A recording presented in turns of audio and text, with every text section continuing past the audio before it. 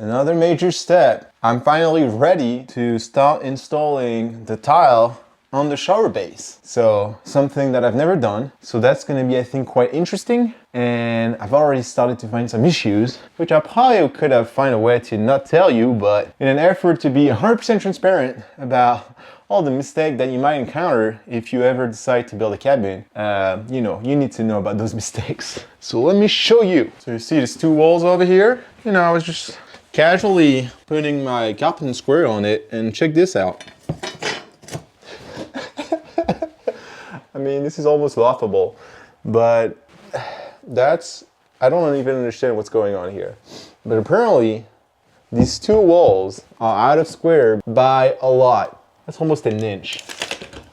That is almost an inch.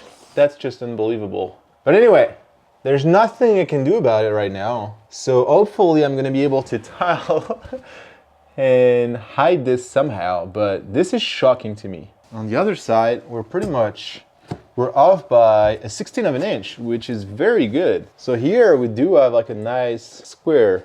I'm gonna use this nice Mosaic, and I'm about to start dry fitting it first. Because thinset only gives you so much time to work with, I figured that doing a really thorough dry fitting process would be much better and much less stressful than trying to right away jump into the thinset. So at my out of square wall, obviously I had to take the measurement really precisely, and you will see right in a second when I draw that line that this is, the out of squareness. You can see it in the tile, and that's how I'm gonna try and hide it somehow. So I've never used this tool, and I have no idea.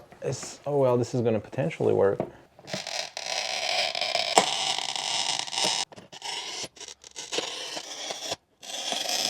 All right, scored it. Is it gonna break? Ooh. Hey, that's nice. Oh my goodness. This is nice. Look at this. Such a clean cut. Oh man, that is good. That is good. Alrighty. I'm really pleased with that. I mean, check this out. This is such a nice cut. Is it gonna fit okay? So I did my best to get it as tight as possible against the wall, following that shape. After that, it was moving on to maybe the most difficult area, which is working around the drain. So obviously you're gonna remove the mosaic that are completely in the way, but then you will still need to make some very precise cutting right around the drain. Go on. You got this. Yes. I was honestly impressed how well the tile snapping tool was working. I mean, it did an amazing job. Kind of a spoiler alert, you will see in future episode that unfortunately for the wall tiles, I don't know why, it did a very terrible job. Working around the drain is definitely going to take a lot of patience because you don't want it to be completely flush with the drain. You want to probably leave an 1/8 of an inch gap because you will have some grout between the edge of your drain and the actual tile next to it.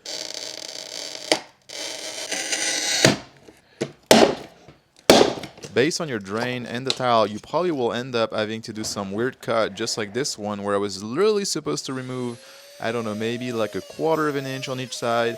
I got this kind of Dremel tool with a special blade, but you see that it was very easy to just get it chipped off.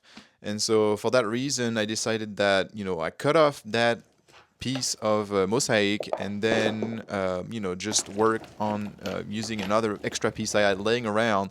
That allowed me to really take my time and be very precise with just knocking out just that little corner so that it would fit around the drain. That allowed me to get a really precise cut, and then I could move forward with, finishing up all my dry fitting, which at this point was fairly straightforward because it was just like one sheet after the other, and I just really needed to do cut on the side and at the end, at the wall.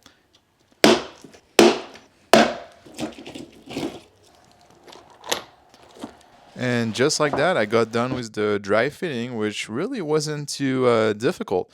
Here's another angle so you can see how well I was trying to hug the step of the shower. So then I came up with a way to number my tiles by, doing 3 rows A, B, C, and then I have numbers in the other direction, 1 to 5. And so then I was able to just put some tape, and so then I would know exactly where each piece is going, and with an arrow, facing in one direction. So that allowed me to be very organized, and then remove all those tiles, because now was going to be the time to put the thinset in, and then pretty much put the tile back on the thinset. So here's the thinset that I'm going to be using, and the trowel I will be using. The trowel size depends on the size of the tiles you're going to use. They also give you on the back an estimation of how much coverage you're going to get. So obviously did not need to use the whole bag, so I just did some quick math so that I would know how many pounds of thinset I was going to need, and so also how much water to use. As far as mixing it all up, there's kind of like specific instruction where I think you have to mix it for a few minutes, and then you can put a timer, because it needs to like actually stand still for like, I don't know, 5 minutes, and then after that you go back and mix it a little bit for a few minutes. Again, all those instructions are always at the back of the bags. As far as spreading out the thinset, I decided that I would work. I have pretty much 3 rows of tiles, so I decided that I would just do 1 row as far as like applying the thinset. So first, you kind of use the straight edge of your trowel, so that allows you to put a bunch of it down, and then you can use the actual trowel edge to kind of create that indentation that's going to allow you to place the tile. I also made sure that I would always clean the edges, because I didn't want it extra thinset on the edges, because then it was just going to get pressed down and fill the void between the tile and the wall.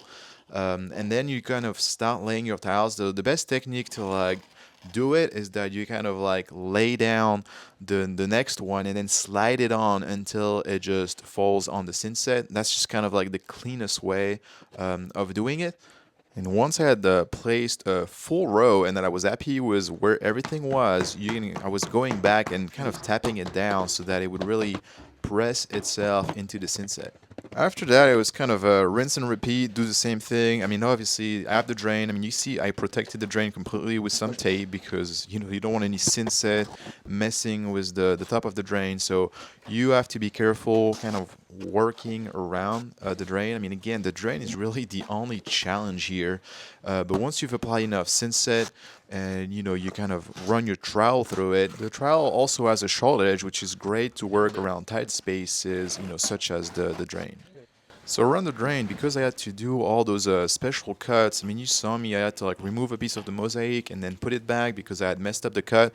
So that's when you can use additional tape to actually make sure that all those pieces stay where they should be, at the right spacing. So that's a good way to make sure that everything stays together the way it should be. Same exact process for the last row of the shower pen tile. But again, like the numbering system really made my life easier, because I knew exactly where every piece of tile was supposed to go and in which order. So that really made my life easier. The last step is that if you see any thinset in between your tiles, you really want to take the time now with any kind of tool to remove as much as possible, because once this thing dries, it is a lot more difficult. I also added some spacer between the sheet of mosaic tile to make sure that the spacing would stay consistent. So after a few days, everything was nice and dry. But unfortunately, when I looked closer, I realized that I still had issues with, thinset that was still present between my joint. Because, the next process is going to be to install the grout. So you really want those joints to be as clean as possible. And obviously, with mosaic tile, you're going to have an enormous amount of joints. So yeah, I spent a couple of hours cleaning everything, but I knew that it was time well spent, because it would make the grouting process so much easier. Before starting the grouting process, I did a quick cleanup of everything, because there's probably still a bunch of dust from like me scraping all that thinset between the tiles. That's the grout I'm using. It's a mocha color, and again, they have all the explanation as far as like how much will you need based on the tile you're using and the grout spacing. Same, you have to follow the mixing rules that they tell you on the bag, and then that's the tool that you're actually using to place it. So the grouting process is extremely messy, because the idea is just to like put this thing down and force it down between all of your joint. But by doing that, you're also putting it all over the place, all over your tiles. It's definitely a tedious step because you have to be very careful that you're filling every single joint that you're seeing. Obviously, you're going to spend additional time around the drain because you want to make sure that this is done properly. And then the fun part starts, the cleaning process. So you're going to use a ton of water because you're going to use a sponge, but at first, you have so much extra grout all over the place that the sponge gets dirty real fast. And so then you pretty much keep consistently moving and changing water, changing to clean water so that you can slowly remove all the extra grout, from your tile. Obviously, you're applying your sponge as flat as possible because you're trying to clean the top of the tile, but you're not trying to scrape off all the grout from in between the joints.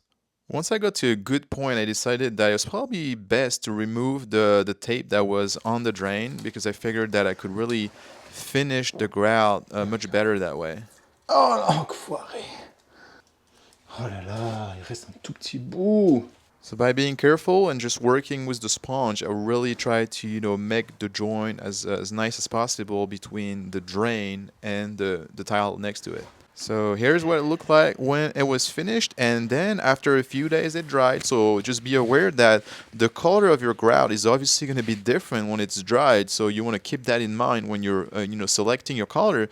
But again, it turned out really well. I'm really pleased with the result. I mean, especially for a first time. So next time, I'm just going to keep going and I will start installing the wall tiles. So that's actually what I decided to pick for this shower. So I'm really looking forward to installing it. So click on the link on the screen and that will take you to that episode. Once again, thank you so much for watching and I'll see you there.